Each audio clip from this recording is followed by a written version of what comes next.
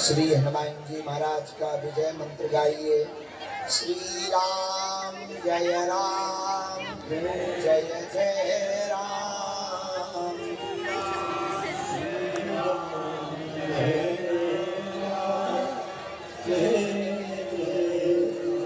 हनुमान जी जब लंका को गए, इसी विजय मंत्र का जप करके हनुमान जी ने लंका में राम नाम का पताका फहराया।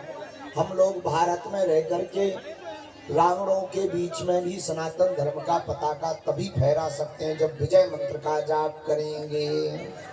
श्री राम जय जय राम।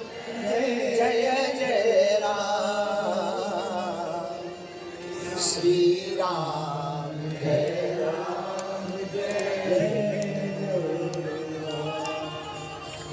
श्री राम जय राम जय जय राम। श्री राम जय राम जय जय राम। भगवान श्री सीताराम जी की मंगलमयी कृपा,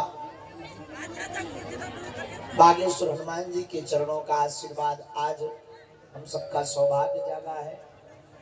हंचा सिंह पूज्य संत भगवान हमारे बीच में आज एक ऐसी दिव्य विभूति विराजमान है जिन्हें हम सब बुंदेलखंड में दंदरुआ सरकार के नाम से जानते हैं। तो पूज्य महाराज जी जहाँ पर हनुमान जी डॉक्टर रूप में विराजमान हैं, उनको डॉक्टर हनुमान कहते हैं। तो पूज्य दंदरुआ वाले पूज्य महाराज श्री जी, हनुमानगढ़ी वाले विस्फोटक बाबा परम पूज्य महंत श्री राजदास जी महाराज जी, पूज्य महामंडलेश्वर महाराज जी, गौशाला वाले पूज्य श्री भूरी वाले महाराज जी, हटा वाले परम पूज्य श्री महंत जी महाराज जी, और कालकी वाले पूज्य श्री महाराज जी, बगल में विराजमान पूज्य श्री महाराज जी, परम पूज्य श्री सिद्धेश्वर दास जी महाराज जी भी विराजमान है। उनकी तो कृपा यात्रा के पूर्व से ही हम पर बरस रही है। तो पूज्य महाराज जी का भी आगमन होगा। आप सभी संत जनों के चरणों में नाक रगड़ कर दंडवत नाम बद्रीनाथ वाले पूज्य महाराज जी कृपा कर रहे हैं। आज तो आप ही पधारे, बड़ी दया होगी। महाराज जी के चरणों में भी साष्टांग दंडवत प्रणाम। और आज हमारा मंच बड़ा हरा भरा है। एक हमारे मित्र थे, वो हमसे कहते थे फलो फूलो पर औकात मत भूलो। बड़े अच्छे थे, तो बड़े साहित्यवादी थे। तो वो कभी कभी मिलते थे तो कभी कभी जमीन में बैठ जाओ, हम कहते भाई जमीन में बैठ लो। बोले सही है गुरु। हम कहा क्यों? बोले फलो फूलो पर औकात ना भूलो। तो आज हमारा मंच बड़ा हरा भरा है। इसलिए हरा भरा है, मंच नहीं है, संवाद का एक केंद्र है जहाँ इस देश में एक नारे लगते हैं, अगड़े और पिछड़े की बात होती है, ऊंच और नीच की बात होती है, छुआ और छूत की। वहाँ पर एक ऐसा मंच सजा हुआ है जहाँ ना कोई बड़ा है ना छोटा है, सब एक साथ बैठ करके संवाद कर रहे हैं। इसी मत में हमारे बड़े ही आत्मीय बातें बोल देते हैं। माई का ही है ठटरी के बड़े, हमें क्या खड़ा करना पड़ता। हम उनके प्यासे मंग रहे होते हैं, 3 घंटा जेल लगा मुँह सर चल। हमारे बड़े ही आत्मीय, आप लोगों ने खूब उनके भजन सुने होंगे। सेठों का सेठ खाटू श्याम जी वाले हमारे प्रिय श्री कन्हैया मित्तल जी इस तरफ। और इस कार्यक्रम की इतनी सुंदर व्यवस्था के लिए गुरु प्रसाद जी, महंत गुरु प्रसाद जी, आचार्य रोहित आचार्य जी, उनकी पूरी टीम और उनका पूरा परिकर। इस तरफ मंचासी, दूसरी तरफ वह परिवार विराजमान है। बागेश्वर धाम का कह दें, सनातन धाम, सनातन का कह दें, हमारे तो अपने परिवार के लोग बैठे हैं जिनको सुनकर के हमको भी कुछ कुछ सीखने को मिलता है। वो वैदिक उदाहरण, शास्त्रोक्त पद्धति से उदाहरण, वेदोक्त मंत्रों से उदाहरण, वो वैदुष्यमयी वाणी, वो गीता के श्लोक, उपनिषदों के श्लोक, वेदों के श्लोक जब बहते हैं, बहन काजल हिंदुस्तानी, मीनाक्षी बहन, गौतम खट्टर या आज उपाध्याय जी को हमने पहली बार सुना, बहन को तो सुना, ऐसे सुना नहीं था गुजरात की कथा, केवल राम राम बरवी। तो आप लोगों को जब सुना तब ऐसे लग रहा था जैसे कोई झरना चल रहा हो और एक धारा के साथ चल रहा हो। तो हम बैठे बैठे और तो कुछ बोल समझ नहीं पा रहे थे, पर इतना समझ पा रहे थे कि ये जो झरना चल रहा है, ये झरना सनातन का झल रहा है और हिंदुत्व की बूंदें छिटक रही हैं और उसकी ओस इन हिंदुओं पर पड़ रही है और इनके अंदर का खून उबाल मार रहा है। और लगता है कि इनकी वाणी से अब माताएं सिंहनी बनेगी और भारत का बच्चा शेर बन करके, रणचंडी बन करके, भैरव बन करके इस देश में सनातन का हिंदुत्व का परचम लहराएगा। ऐसी वाणी के वैदुष्यपूर्ण शब्दों के जादूगर। और अच्छा हाँ, अद्भुत बात ये है कि हमारे जैसे लामा झामा कपड़ों में भारी चंदन मंदा, छोटी मोटी माला वाला, तो ठीक है। हाँ ऐसे तो हाँ लगता है कि हाँ कोई साधु आए तो निश्चित है श्लोक बोलेगा, यदा यदा ही धर्मस्य बोलेगा या श्लोक बोलेगा, गीता का बोलेगा, कभी रामायण का बोलेगा या कभी ध्येयम सदा परिमलम विष्णुदोहम बोलेगा। लेकिन ऐसे लोग तो दिखने में बड़े अच्छे, सीधे साधे, सिंपल सिटी, पढ़े लिखे। अच्छा अंग्रेजी में हमने कई प्रवचन सुने, हिंदी में बहुत प्रवचन सुने, संस्कृत में तो सुन ही रहे, उर्दू में अल्लाह चल रहा है। लेकिन नया प्रयोग देखिए। अच्छा जो गौतम जी बोल रहे थे वो गजब बात बोल रहे थे, क्योंकि हमने भी सुनी तो है, माइक लगे हैं तो मना तो कान ना कर नहीं सका था। तो वो सुबह 5 बजे चालू तो हो जाती।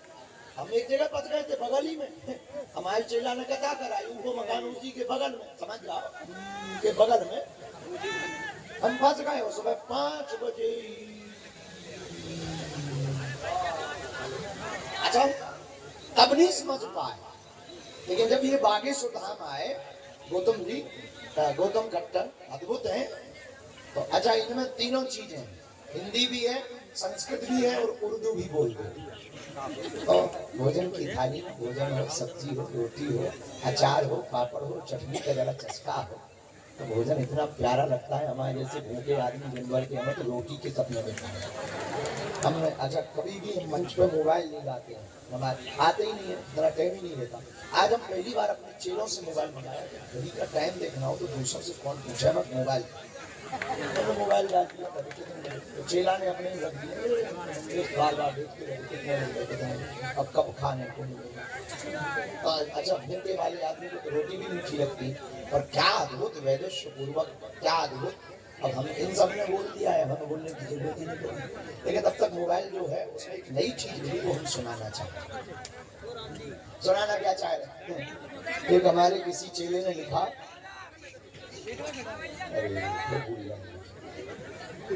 बुढ़ापे का शरीर है 96 के ऊपर। हाँ किसी ने पूछा, किसी ने प्रश्न किया, उसी ने उत्तर लिखा, हमने तो नहीं लिखा।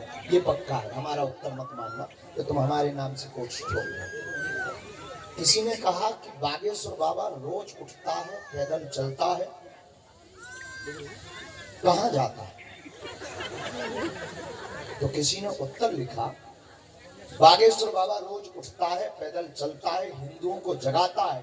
वो इसलिए ऐसा कर रहा कि आने वाली नई पीढ़ी ये ना पूछे कि जब देश बर्बाद हो रहा था तब तुम कहां झक मार रहे थे।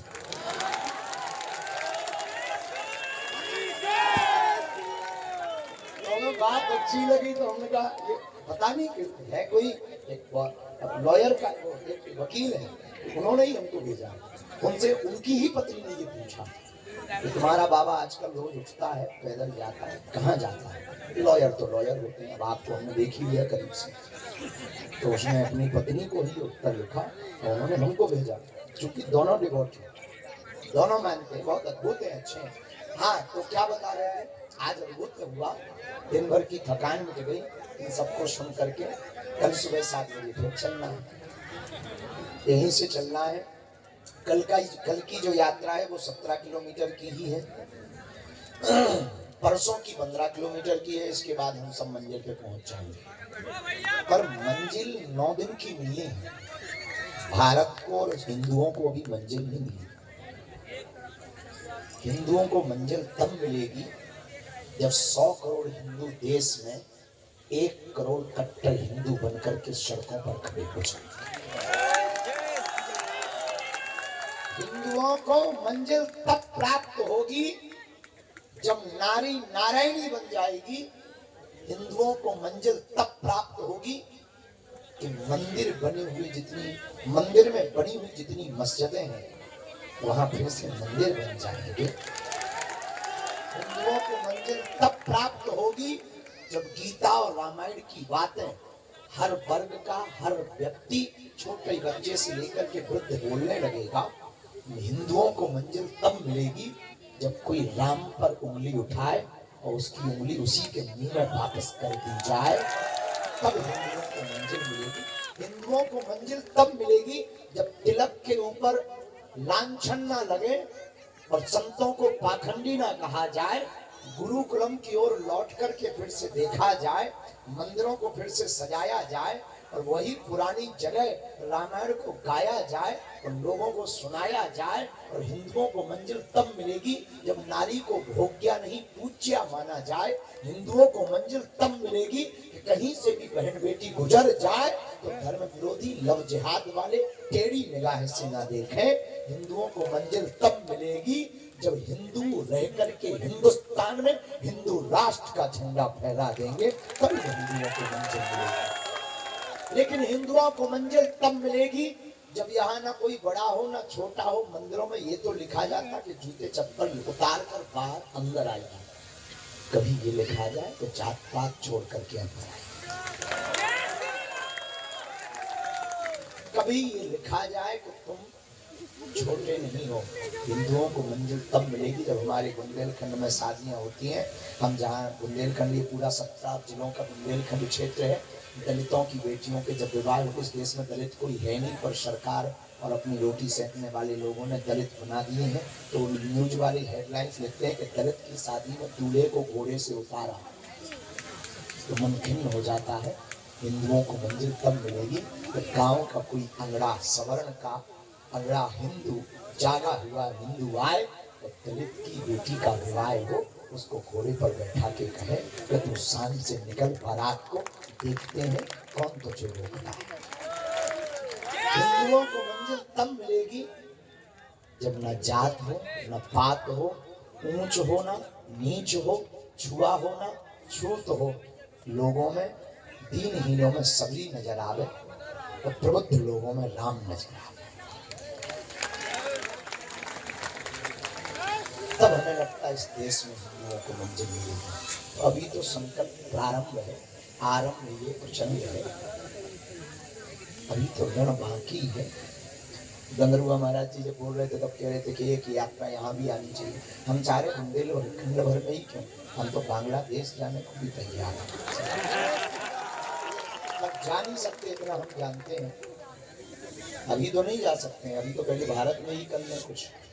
भारत के कोने कोने के जितने पिछड़े पिछड़े जगह हैं, प्रदेश हैं, बिहार के लोग भी बहुत आए हुए हैं, वहां भी जाएंगे। झारखंड में भी बहुत हैं, वहां भी जाएंगे। जहां जहां रह गया है वहां वहां जाएंगे। हमारा उद्देश्य सिर्फ इतना है, इस देश से एक लाइन हट जाए, आपके मन मस्तिष्क से, नेताओं के दिमाग से हटे या ना हटे, क्योंकि हम राजनीति के आदमी नहीं। हमारे तुम्हारे दिमाग से लाइन हट जाए, न कोई बड़ा है न कोई छोटा है, हम सब राम के हैं और राम हम सब के। 9 दिन का विराम तो 2 दिन बाद हो जाएगा, जिंदगी का विराम भी एक दिन हो जाएगा। पर हमारे संत तुलसीदास भगवान कहते हैं, जब तू आया जगत में जग हंसा तू रोए, कुछ करनी ऐसी कर चल तू हंसे जग रोए।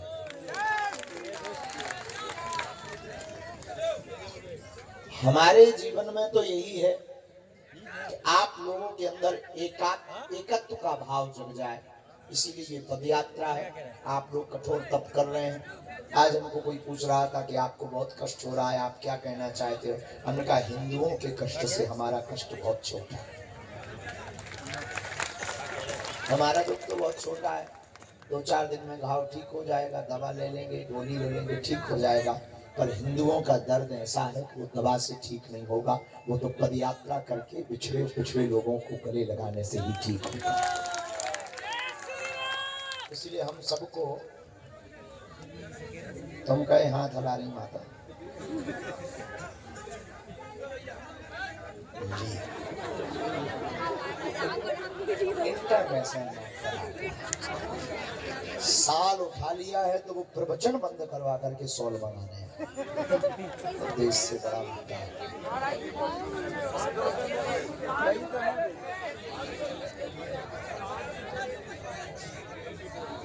500 मिल गए, मतलब साल के रुपया 500 पा गए।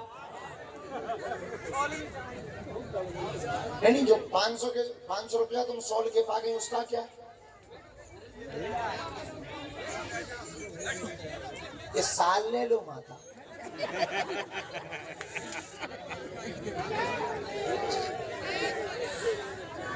वो 500 रुपया की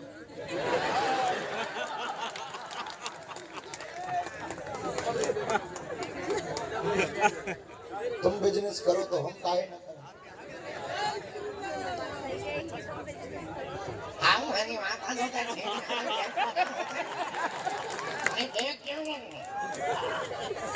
जन्मी नव चंडी माता काली माता भेज जा साल में लगाओ। आप कहते हैं प्राण को हमारे लोग कहने लगते आप पागल क्यों कहते हो?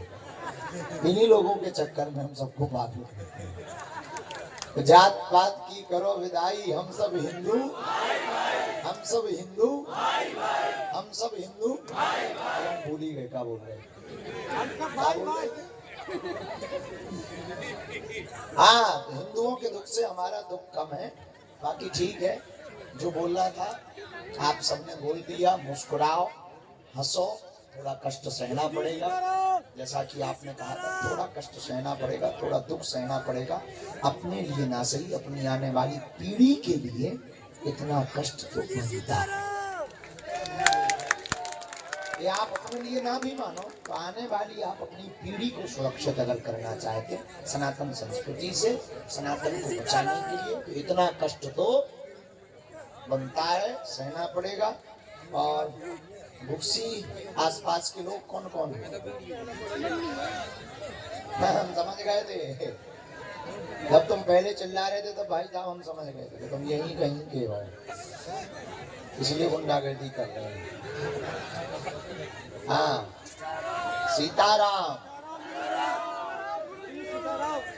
भुक्सी, घुराट, तेजपुरा, उरदौरा, लटोरा, लटोरा लटोरा बेटोरा लटोरा, चलो बेटोरा, उरदौरा, भुक्सी, घुराट, उरदौरा।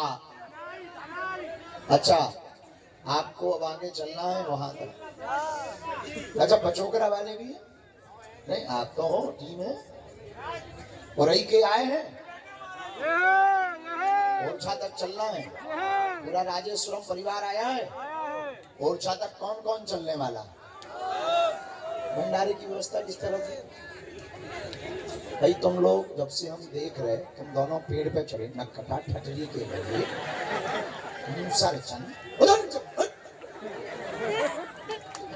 जब से प्रवचन प्रारंभ हुए थे, हनुमान जी जैसी आसन गद्दी लगा।